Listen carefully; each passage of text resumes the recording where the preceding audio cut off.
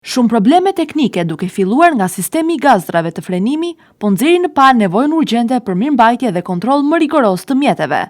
Gjatë 3 muajve të parë të vitit 2026, dhjetra e mira automjete të cilat qarkullojnë në rrugët e vendit, duket se nuk kanë përmbushur ende standardet bazë të sigurisë, gjë e cila ka ngritur shqetësime serioze për rrezikun në trafik. Sipas të dhënave të publikuara nga Drejtoria e Përgjithshme e Shërbimeve të Transportit Rrugor, një pjesë e madhe e problematikave lidhet me sistemin e shkarkimit të gazrave, i cili rezulton shpesh i amortizuar ose jashtë parametrave teknik. Po ashtu, inspektimet kanë evidentuar mangësi të dukshme në element thelbësor për sigurinë, si ndriçimi, sinjalistika dhe pajisje të tjera, të cilat ndikojnë drejt për drejt në kontrollin e automjetit gjatë lëvizjes.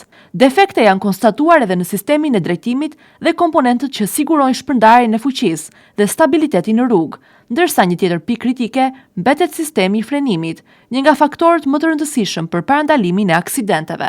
Autoriteti rrugor u bën apel drejtuesve të automjeteve që të tregojnë kujdes të shtuar ndaj gjendjes teknike të mjeteve, duke kryer kontrolle periodike dhe ndërhyrjet e nevojshme në kohë. Ekspertët theksojnë se mirëmbajtja e rregullt nuk është vetëm një detyrim ligjor, por edhe një përgjegjësi qytetare, e cila ndikon drejt për drejt në jetën dhe sigurinë e të gjithëve në rrugë.